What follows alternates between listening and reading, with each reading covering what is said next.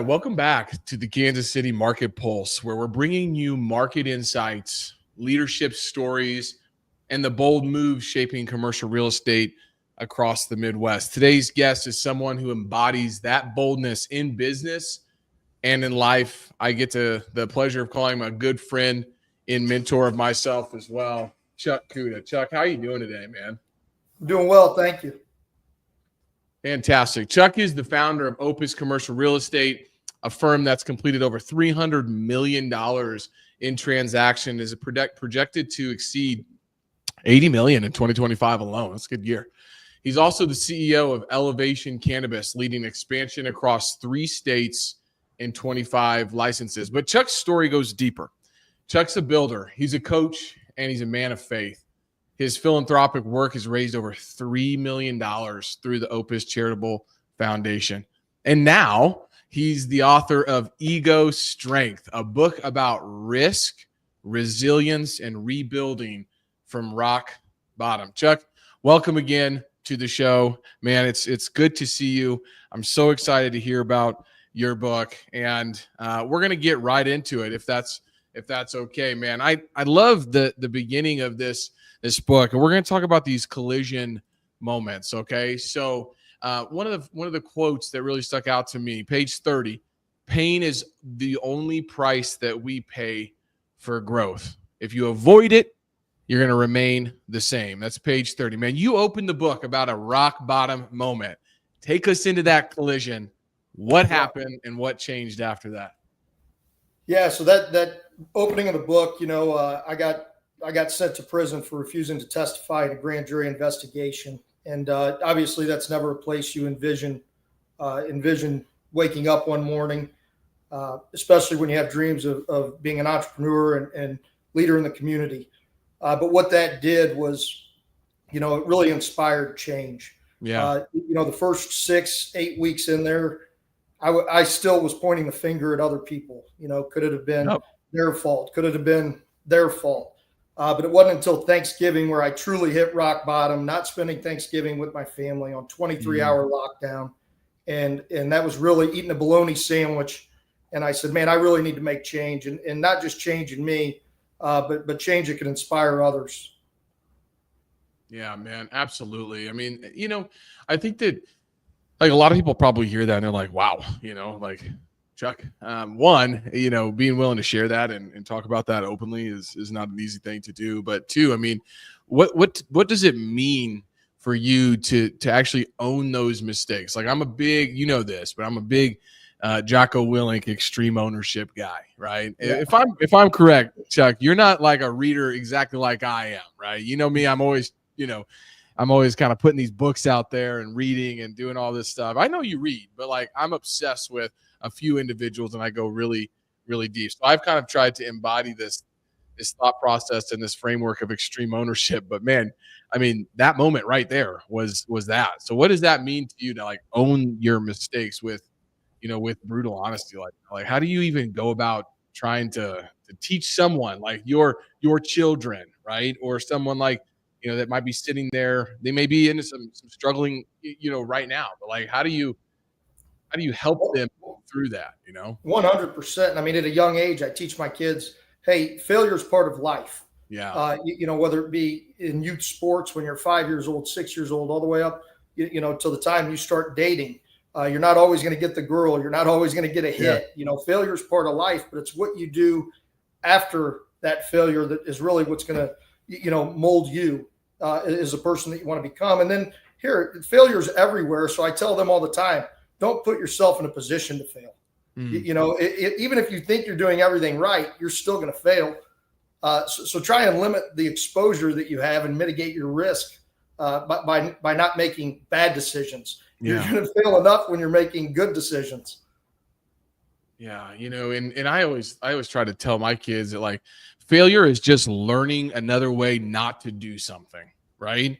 Like, I mean, I didn't have a father like in my life telling me, hey, avoid this or don't do that. But I did have some really great mentors as other my friends' dads watching what was going on in my life, right? But like I failed a lot. I still fail a lot. I think a lot of people are scared of that failure. But being able to create this confidence, right? You talk about betting on yourself. So, like, what does that look like when the stakes are high, but maybe you haven't been there or done that before? I mean, Chuck, you were sitting in a prison cell, right? And Yeah. you were able to bet on yourself. And like, there's surely there, I mean, there had to be, the confidence had to come from somewhere. But like, if somebody's out there Yeah. sitting there listening to this and they're like, holy cow, okay, so I can do this. But like, how do you Yeah. build that confidence? Well, it's like it's mindset. It's like chapter 3 starts. Henry Ford, whether you believe you can or believe you can't, you're right. That's right. And I think that if people are afraid to fail, they're never going to take the risks that they want to take to succeed. So, when I got out of prison, I knew that I wanted a job where the sky was the limit. That's always how I was, I had that cultivated mindset where I wanted to make as much money as possible. So when I got offered a position to, be a property manager, and I said no, my wife was like, "What are you doing? We need money." And I said, "Anna Marie, I'll work 120 hours a week to make ends meet so that we can have some money. But I've got to do this because this is what I want to do, and this is what I was born to do, and this is the competition that I want to have, and I want to bet on myself, and I want to grow more beyond just a 9 to 5." Yeah, absolutely. I mean, we have such a similar path. When I was fired from my last job, it was like, I'm done, any caps or anything like that. There's just something that's, I think, wired within some individuals, that competitiveness and that fire, right? But, like I mentioned, I do a lot of reading, and you've kind of come up with I'm going to say you've kind of coined a new term here, ego strength. So let's just start by defining, for you and the listeners here, what is ego strength? What does that mean? Yeah, it is, taking the proverbial look in the mirror and saying, you're the one that could change this. You're the one that could make a difference in yourself, and owning your mistakes and owning your life and starting to live a life by design, as opposed to sitting back and saying, "Oh, poor me." So it's, just about gaining the confidence, the structure, the drive, the motivation to look that guy in the mirror and say, you control your narrative, not anybody else. Yeah. Well, first and foremost, you guys that aren't seeing this on the screen, you can check out Ego Strength. It's available now on Amazon. Please do go check out the book. I got an early release. Don't tell anybody. Actually, I just told everybody. But what I found really interesting was, because I had some airplane time to get into this, was, Ego Strength is the blend of resilience, humility, and conviction. And wow, I think those 3 pillars really say it right there. It's not egotism, right? It's the inner strength to face that truth and evolve, right? So out of those 3 pillars, resilience, humility, and conviction, Chuck, which one do you think personally you either struggle with the most, or which one comes more naturally to you? I would say humility comes more naturally to me.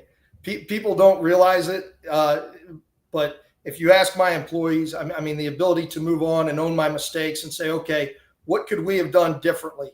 And I never point the finger at any of them if something doesn't work. It's always, what did I miss? I could have done something better, and just having the humility to say, this didn't work. Let's make a change. Let's pivot. Let's move quickly to get back on a new path. Yeah. And what I took away from it was, there's like evolutions of Chuck throughout this book that you get to kind of read and you get to learn about. And I don't know, I've known you 7-8 years. We've done a lot of business together, and I've been able to see this, right? This evolution. And then I start, writing and thinking on my Remarkable tablet on the plane about, well, man, what evolution am I going through right now? And I realized that I read something here recently that said, legitimately, like, the cells in your body are regenerating and evolving on a regular basis. So like, who you are today is not who you were 5 or 10 years ago. However, if you don't reprogram the mind, then you stay the same, right? And I see this a lot in commercial real estate, right? Ego shows up often in posturing and making sure that people know what you've done and how you've done it and all of that. But I can say firsthand that any dealings with you have not been that way. But I think that one question I had when I was thinking about this is, how do you maintain ego strength in those tough negotiations and big deals? And when you start having some success, right? Like how do you keep that?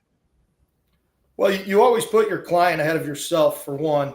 And then two, always try to take the emotion and ego out of the transaction itself.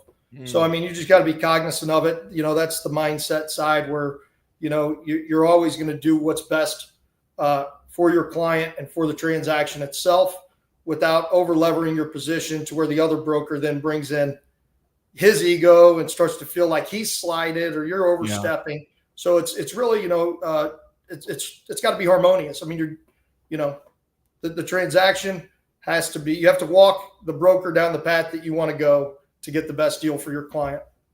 Yeah. Yeah. I'm going to pull a quote here from page 50. Humility is not thinking less of yourself. It's thinking of yourself less and others more clearly. I think that what you've done over your career still do is, and I think this is a lost art, but especially with artificial intelligence and technology, man, I think the next wave of like skill set is like truly being able to think clearly, right? And that quote just hit it right there. I mean, it's not thinking of yourself less, it's thinking of others more clearly. Okay. Well, we got our first listener question in, and this one was sent in to me. So, you've led cannabis, and we'll get into that too, and commercial real estate companies. But like, when do you know when you should push and when do you pause? Like, how are you calibrating how hard to go versus pausing and calibrating that risk? Yeah, it's a good question. I mean, I think, on the commercial real estate side, I never really did pause. There was always more deals out there. You just have to work harder to find them. On the cannabis side, the regulatory, limitations and oversight has caused us to pause, pivot, restructure, pause, pivot, restructure. So, I mean, I think a lot of it is based on, how quickly you can move in the right direction versus are these quick moves going to be detrimental to the company itself. So, in real estate, it's a tangible asset, right? Yeah. And you don't have 600 employees to worry about. You could go find the deal that you've underwritten. You're confident in its ability to perform and your ability to either lease it up if it's value add, or just maintain the tenant base. So in real estate, I've never really paused, and I don't see a pause coming. It's just about finding the right deals. Don't force a transaction just because you don't want to pause, but then on the business side, there's a lot more to think about. Yeah, no, most definitely. And I appreciate that, because I'm not necessarily in the business side per se. I am in some regards, but I'm really focused on the commercial real estate side. And that's because I'm trying to, like what you said earlier, was conviction, right? I use the word intentionality a lot. How can I be intentional with my time? And so we're gonna kind of shift over to a new segment here, going from transactional to transformational, right? And here's a fantastic quote from page 45. Those with ego strength don't demand the world to be different. They change themselves first. That hit hard when I read that, because you've built multiple businesses. And what I have struggled with in the past is, how do you evolve from a top performer to a purpose-driven leader? And when do you actually take that evolution? I'd love to hear your thoughts on that, because selfishly, that is something I've wanted. I've asked you that personally, but I want everybody to kind of hear that. So, like, how do you go from high performer to purpose-driven leader? Well, I mean, again, it's all about mindset. I had to make changes when we have 4 kids, and each kid needs to be parented differently to motivate them, different motivating factors, and then once you start to take over and you're now trying to lead multiple personalities, it's like I say in the book, don't treat people the way that you want to be treated. As a high functioning, competitive individual like yourself and myself, Logan, we can move on. We're thick skinned. If someone treats us poorly, it is what it is. We're going to move on. We're going to forgive. We're going to forget. We're going to be friends and buddies tomorrow. But when you start to manage different personalities, you really need to start to make those changes. and realize that you need to treat them how they want to be treated to maximize them and get the best version of themselves. So, I think it was, wanting to constantly and, improve my performance, doing emotional intelligence testing, really understand what makes certain people go, as opposed, because not everyone's Chuck, not everyone's Logan, Yeah. Most definitely. Yeah. And I mean, you've called pain the currency of growth. I think a lot of people, at least in the real estate industry right now, feel like this could be or has been a really tough season, right? I mean, and we both know real estate business, cyclical scenarios, right? And how to ride those cycles the right way. Well, you've been through a decent amount of these cycles now in multiple businesses. So, for leaders or performers, maybe they're in a tough season right now. What is your advice? How do you kind of make it through the tough seasons that they may be feeling right now or could be coming? Because, if we're watching the news on a regular basis, many people are like, my goodness, they get caught up in that stuff really, really fast. And it's a slippery slope, right? So what's your advice for people in tough seasons to navigate these choppy waters? Work harder. You've got the economists, you've got the forecasters, you've got everybody saying things are going to get tough. So 85-90% of the people, you know what they're going to do? They're going to curl up in the ball and they're going to take the beating. It's the people who say, you know what, I'm going to work harder. I'm going to get to the office earlier. I'm going to start looking at different avenues, whether it be, in 2010, 2011, when I first got out, REO real estate was huge back then. I did a lot of dispositions for banks. Find different avenues to get your listings, to make your deals, close your transactions. There's going to be a way if you have the will. Yes, absolutely. Keep the questions coming in. Yes, we will get to all of them. I'm keeping track of them. So is Katie. We've got a list of these questions. I have so many questions I want to selfishly get through with Chuck, but just keep them coming. I'm receiving them. So we've got them all here. So just so everybody, if you're just now tuning in, Ego Strength is now available live. Go check it out on Amazon. It's a fantastic read. It's all about owning your story, leading with purpose, and scaling with integrity. Okay, so real quick, before we go on to our next segment, which is going to be highly focused on just real estate in general, what's the legacy that you want Opus, your real estate company, to leave in Kansas City and in beyond, Chuck? Well, I think it's more than just Opus. It's everything that I touch. I want people to feel that I led properly. I always put my clients above myself. I always put my employees above myself. And, I want to cultivate leaders that can now expand, my reach and leave behind a lasting legacy of doing the right thing, doing more for the community, and really, really growing that by building leaders that have the same mindset as me and spidering that out. The harder you work, the luckier you get, right? And your commercial real estate journey, is a grand one, right? So let's talk a little bit about kind of your most memorable commercial real estate deal of your career and maybe why it was so memorable. Maybe if you could even put your finger on one. Yeah. I will tell you the one that really hits home for me was the redevelopment of Country Club Shops. It was a 28 or 30,000 square foot building over up Vivian Road. And that was important to me for a handful of reasons. When I was a kid, my grandfather used to take me there. There was an old apple market in that building, and he would take me there on Sundays to get fresh baked bread.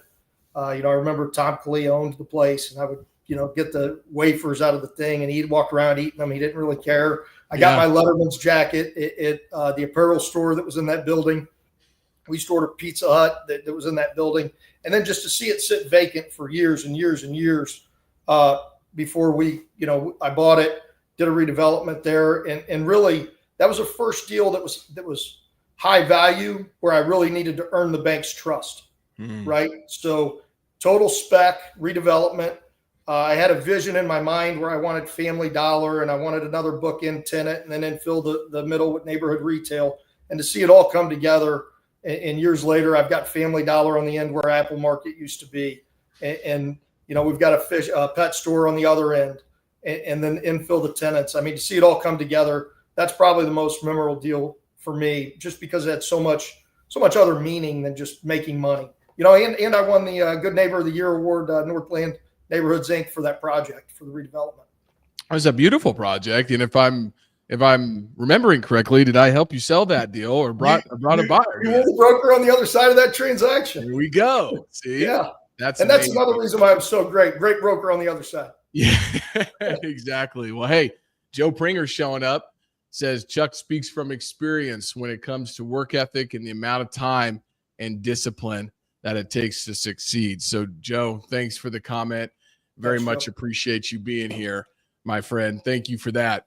Hey, so what about maybe a deal that you passed on and you still think about? And I'll kind of give an anecdote here. I was in 2017 to 2018 representing a bunch of real estate funds kind of coming into Kansas City, and they were buying real estate, and they stopped. And then the funds continued to purchase, and the numbers weren't really making sense. But 5, 6, 7 years later, they see they had seen some sort of trend on the single family home side. Now they all own 200, 300 homes that people want to own, and they're probably doing really well, right? And so I was like, how are they making this make sense? Well, they saw some trends and they made it happen. So is there any deal that you passed on that you still think about, Chuck? You know, I'll be honest. For me, the ones that I pass on are like the ones that I transact. I'm just as good as my next deal. So I just move on. I just move on to the next deal. Really don't think twice about them. Yeah. Yeah. I think that's a good mentality. I had a mentor tell me one time that, Logan, real estate deals are kind of like the city bus. If you're in the right place and the right time, there's another one every 10 minutes, right? You just got to be willing to do that, right? Yeah. So, okay. Yeah. Okay. Joe's also saying, hey, let's ask Chuck, what's the one deal project that you wish you wouldn't have done and some lessons learned? Great question, Joe. Great question. That is a good question. I'll be honest. I would say it's probably the Grand Royale in Gladstone. First and foremost, it was a project that we really knew nothing about. It was a full continuum of care, resident care facility, and we needed to go to the state to get certificates of need for the assisted living and skilled side. We bought the property right, but what we didn't realize when we bought it was that there was about 25 homeless people living in it. Mm-hmm. So we needed to vacate the homeless. Police ended up spending a lot of time there. We got robbed during the redevelopment. We ended up getting the CONs, picked the wrong operator out of Tennessee to run the project. It was a 3-4 year nightmare before we actually started to stabilize the project. Yeah. Over budget, one of those. And just so everybody knows, I was on that deal too on the other side. So, hey, good and bad over here. We're going to own it. That's the ego strength that we're talking about. That one didn't turn out as well for me as the others. Yeah. Exactly. We're all going to have those, right? I have those same exact kind of examples in my own career. This is a fantastic question. I can't put it up on the screen, but I think it's very timely. If you had 30 seconds to coach either a new broker or an investor entering the field today, what would you tell them? I would tell the new broker that you have to be intentional. Like you said earlier, you have to structure your day with the goals and the results that you want to achieve, and that the persistence is what pays off. Cultivate the relationship. Okay, because this is any sales is totally relational. And don't take the old fake it till you make it as buying a Mercedes Benz. Take the fake it till you make it as gaining the knowledge, portraying the confidence and the experience to fake your ability without your transactional history before you actually have the transactional history to prove. So that's the 30-second pitch. If I have more time, I can keep going.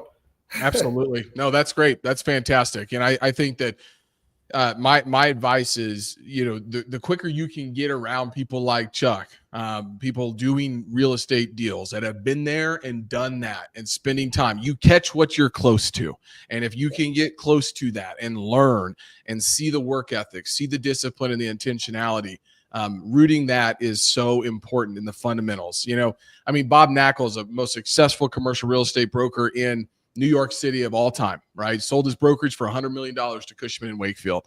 And he said, this business is not hard. It's simple, but it is not easy.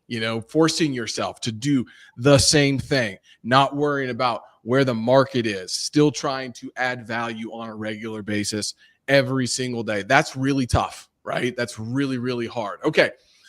Fantastic. So we're moving on to the book, The Man and the Mission. This is going to be an awesome segment here. Okay. So when identity is rooted in truth, not applause, we find freedom to lead without fear. Wow. I wrote that down in my journal, and I have a section in my journal that says, most foundational and or inspiring things I heard. And I wrote that quote down. I'm going to say it again. When identity is rooted in truth, not applause, we find freedom to lead without fear. So Chuck, man, what inspired you to write Ego Strength now? Like, why now? Why did you write this book now? So I actually did a breakfast outlining my entrepreneurial journey. So it was a North Kansas City Connect breakfast. And as I started to, because like I said, I'm only as good as the next deal. I've never really sat down and said, okay, I've done this, and this. And when I was putting that list together, I said, wow, how did I manage to do all of this in such a short period of time while still maintaining work-life balance and leading the companies and the teams that I lead? And when I got done with this breakfast and the speech or kind of walking him down my journey, I had a couple of people come up to me and say, you should write a book. And I was like, I probably should. I think that I could instill some values, somehow I did it with my real life lessons that could be very impactful and meaningful. Yeah. And it's more about, okay, the legacy side as well. If something, God forbid, I told my son this yesterday. We went to the cemetery after his baseball game to see my grandfather and my uncle. My uncle died when he was 44 years old. I'm creeping up on that. I'm 43 now. Yeah. And you start to think, what do I have to leave behind? I don't want my kids to just think, dad owned Oak Ridge and it was fun until something happened to him. I want them to really understand the stories and the failures and what it took to get from point A to point B. It's like you said, success is simple. It's just not easy. Yeah, most definitely. And in the book, if someone could only read one chapter, would you point them to one direction in one chapter and what would that be? And if so, why? I'm just curious. Yeah. Read the whole thing. It's an easy, quick read, guys. I got it done on an airplane, so you can read this book. But if they were only going to read one chapter, what would it be? So I've told a couple people. I told my mom, actually. My mom loves the storytelling part of it. She loves the chapters where I'm telling stories and not necessarily the mindset and the other chapters, leadership. But I would say chapter 4. Yeah. Chapter 4 is kind of my go-to. It's the manifestation, the values inform your goals. If people just say, and I told my 11-year-old this, if you just want to get good at baseball, but it's not something that's relevant to you, you just want to be good because some of your buddies are getting good, but it's not really relevant to you. You're not going to put forth the work and the consistent effort that it takes to achieve that goal. So, I think chapter 4 really speaks to everyone. Yeah. Because it's not everyone wants the same thing in life. And you have to align your goals with your values to make them more obtainable and more achievable. Mm-hmm. Yeah, that's really, really good. On that front, we got another question in here just messaged over to me. What mindset or habit has surprisingly helped you become a better person outside of business? So not necessarily inside of business, but what's a mindset or habit that has surprisingly helped you become a better person? I speak a lot about morning routines and making sure people's physical and mental health are where they need to be. I'm a habitual person. Like my wife calls me a robot. She's like, Logan does this, Logan does that, same time every day, eats this. But I think that habits and mindsets are so important. So just talk to us a little bit about maybe some of your favorite ones. Yeah. So, naturally, like I said, treating them how they want to be treated, having the cognizance to ask how they're doing and really have consideration. I talk about consideration, a lot in the book, but I think putting others ahead of you, is really the most important thing outside of business. And it's really the most important thing inside of business as well. I mean, it translates. If you put other people ahead of yourself, you're going to get more back in return. And I think that's where the entire, the principle behind the book, ending with legacy, I think that's where it just naturally progressed. Yeah, most definitely. I love that. And I think that's reminds me of one of the 7 habits of highly effective people, which is think others first. Right. And I mean, I think that's important. Nobody cares how much you know until they know that you've listened to them. Right. And I think you mentioned emotional intelligence earlier. Right. And, Yep. and I've done a lot of reading and studying on my own, emotional intelligence, but and people are like, how did you figure out where to focus in business and in real estate? And I go back to go take Strength Finders tests. So it will tell you the talents that if you cultivate can be cultivated into your strengths, and then overlay that into the business that you're working at. And you'll find some sweet spots, the greatest intersection of your greatest passion and your greatest strength or God-given abilities. And if you can find that and work that, there is no burnout. Everybody around me is so concerned that I'm going to burn out. Right? But like when you, yeah, exactly. But like, let's talk about that, because if you're truly operating in that sweet spot, it doesn't feel like you're burning anything, right? It's not like a grind. Sure, it's a grind on a daily basis, but like you love what you're doing, right? Can you talk to us a little bit about that? Yeah, I mean, I'm passionate about what I do. Transforming growth and people. I mean, that's, to your point, it's not work. We got done with Little League baseball. I was at the field for 8 hours one day, and my youngest son said, "Hey, will you throw me pop-ups?" As much as I wanted to go in and go to lay on the couch, that's not what I'm about. I'm about making people better. So you know what I did? I went out there and I threw in pop-ups. Yeah. So if you're passionate about what you do, it doesn't feel like work, and you should be learning as much every day from the people that you're around. So it's not just about passing down the skills. I try to surround myself with other people where I'm constantly learning, which is energizing to me. Find your passion. That's the best thing you could do. Yeah. And this notion of passion versus purpose, I actually believe that you're a purpose-driven person more than you are passion. And you probably my definition for purpose is probably your definition for passion. But I kind of mentioned this to some people. If Mother Teresa, who was barely 5 feet, was passionate about playing in the WNBA, regardless of how good and how hard she worked, she probably wasn't going to make that, right? But now she's a Saint Mother Teresa, and she had all this impact, right? Same with me. If I wanted to be an NBA basketball player, I'm 6'2", but I'm, that's a point guard, right? Like I stopped growing. So I was passionate about basketball growing up, but my purpose was to be a football player, and now a husband and a father and a son of God. But at the same time, it's like, this purpose, if you can find this purpose for your life and you intermingle what you're passionate about, then you find this nice little intersection, right? I think that's exactly what we're talking about here. Yeah. Yeah. And so, when you're writing a book, right? Like Chuck, I mean, I have started writing multiple books, right? And I've not authored anything. I post on LinkedIn on a regular basis. I write a lot of blogs and articles and things like that. And truly, yes, artificial intelligence has helped with ideation and things like that, but writing is a skill set. How do you figure out what's going to make it into the book and what's not going to make it into the book, right? Yeah. Like, how was that process for you? It was difficult. It was difficult. So it was a 2-year process. Yeah. I wrote down all of my businesses that I owned and operated at one point. The story behind it, whether it was a win or a fail. Same thing with the real estate side, and then what I did to really get to where I am and what legacy I wanted to leave behind. So I started with an outline. And then honestly, after about 12 months of writing, I had 97 pages and thought I was done. I went back and I reread the manuscript from start to finish.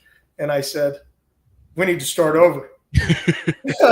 So we kept a lot of the content, and I got a developmental editor to help me. We restructured, and then my uncle Frank Brancato, who I mentioned in the acknowledgments, he helped quite a bit. We restructured the outline. got a little more dialed in on what stories are really purposeful and meaningful that could have the impact, that I wanted it to have. So then that's where we went about it. And just, it was only 10 chapters. I probably could have made it 15, but at what point, is it not relevant? Yeah. And I wanted it to be a quick, easy read. And I felt that the 10 chapters that we went with were really, really purposeful and meaningful for this project. Well, I think you nailed it right on the head. One of my favorite quotes also is, we all face setbacks, obstacles, and moments where we question our path, but it's not about avoiding adversity. It's about how we respond to it. Okay. Yeah. And I hear Chuck as the dad in that quote quite a bit. Right. And it's like, I've got a 6-year-old, a 5-year-old, and a 1.5-year-old now. Right. And hopefully more on the way.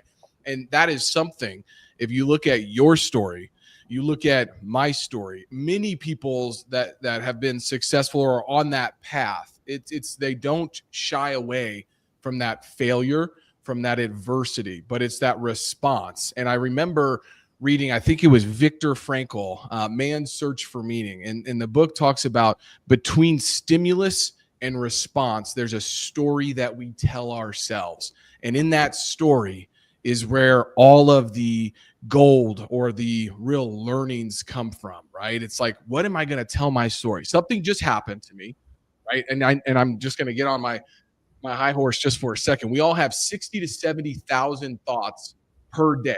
Well, it's been proven that about 95% of those thoughts are from the past. And so if we are trying to learn and grow and evolve, then we have to be programming our minds and our thoughts differently, and it can't be living from the past. In Atomic Habits, James Clear talks a lot about this in identity-based habits, right? Yeah.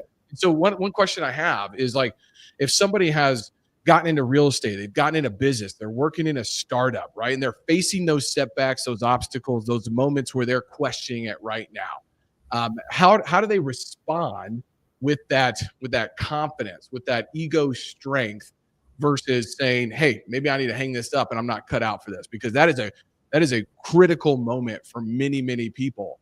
And it's just to say, hey, I'm going to hang it up and I'm going to go get a job somewhere. Yeah. I think first you have to identify what was the driving force behind that problem or that adversity. Okay. So once you identify the true cause of the problem, then you could then formulate a few different responses as to how you should react and which one's going to put you in the best position for success. So, if someone comes to me and says, hey, I messed this up, why would you do, Jocko, why? What would you do wrong? That maybe created that particular problem. And then what are 3 solutions that you could now lay out in place that's going to mitigate the risk moving forward, or possibly create a solution for that problem? And then why do you think that's going to be a good solution? Maybe ping those 3 solutions off of someone else and see what they believe, or have you been in this position before? Obviously, the more people that you talk through problems with, collaboration is a huge part of success. The more people you can work through your problems or your issues with, the better off you'll be. 100%. I always say that relationships are the crucible to business, to just life in general. But relationships, they do 2 things. They either bring opportunities, and that's fantastic, but maybe more valuable than that is they are able to help solve problems, right? Yeah. And like, that is the game changer, is what you just said, is if you have a couple solutions and you take those to folks that you trust, that have been there, done that before, and get feedback, then you can start to formulate kind of a strategy going forward. Again, that intentionality, that conviction that we've talked about here today, I think is so important. I mentioned the 60,000 thoughts in the book and the thought journal. Yes. What is creating the negative thoughts from, like you said, from point A to point B? Oh, man. So many good things. We've got to get to our lightning round here. I've got so many other questions, but maybe we'll have to just bring you back on here in a month or so. But let's get to the lightning round. This is going to be fun. Are you ready for this? I'm ready. All right, man. So what do you think what do your kids think you do for a living? That's funny. they probably think I just sit up in Oak Ridge every day. Yeah. Just hang out and play golf and mini golf. No, the older ones know that I own multiple businesses. My daughter, I don't think she has any idea what I do. Yeah. As long as I'm there and I take her on a date once a month and I'm present, I don't think she cares either. Yeah. Yeah, I always love that question. What do your kids think you do for a living? I don't know. Yeah. Daddy talks to people, I think he sells buildings. I don't know, but I think he's in real estate. So yeah, that's good. All right. So if Ego Strength had a soundtrack, what song would play over the credits, man? What would the song be? It's got to be Eye of the Tiger. Eye of the Tiger. Okay. Yeah. That always helps if you're not feeling particularly inspired or motivated, putting on that and just listening to it. It's a pretty good one. My go-to is I don't know why, but AC/DC, Back in Black. For some reason, that song just puts me in the right mindset, man. Yeah. Okay, we talked a little bit about mindset, but I want to ask, from the standpoint of if you had to leave the listeners with one mindset here today, that was most impactful for them, what would that mindset be? Growth. Growth. Yeah.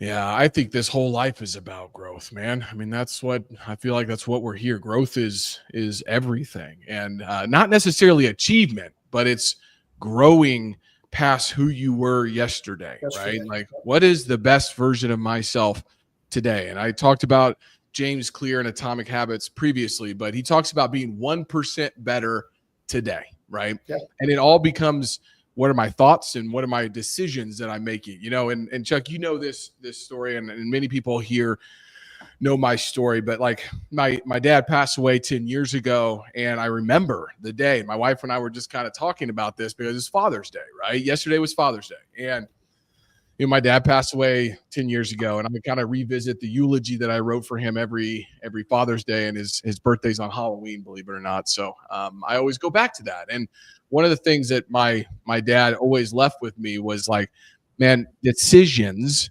that you make, even though he didn't make the best decisions, even though I haven't made some of the best decisions, but your life is the result of decisions that you make. And if you can become a better decision maker and a faster decision maker with the right kind of filters, then you can put yourself in better positions, right? And I think that is what you talked about earlier, is how do you get yourself in a position to succeed, right? It's like, hey, I'm trying to lose weight. I'm trying to go work out. Okay, well then put your shoes out in the morning. Make it easy. Yeah. When you get out of bed, your shoes are right there, right? Yeah. The alarm, right? My alarm is not next to my bed.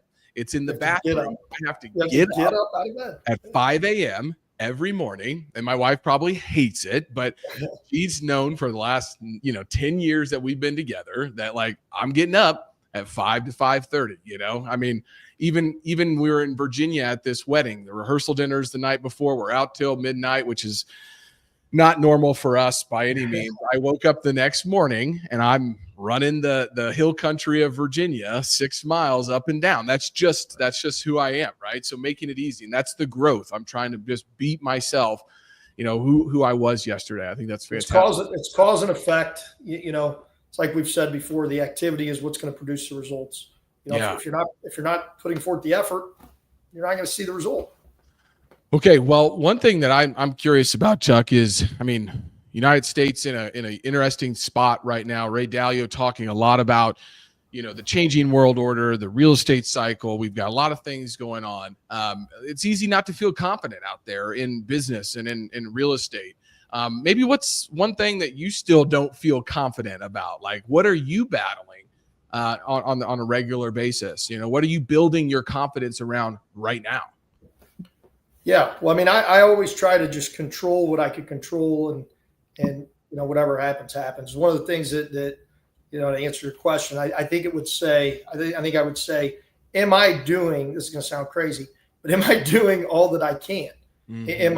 Am I being the best husband that I can? Am I being the best father that I can? Am I being the best leader at the real estate company, at the cannabis company? Am I still capable of doing everything that I want to do without being spread too thin. Yeah. Yeah.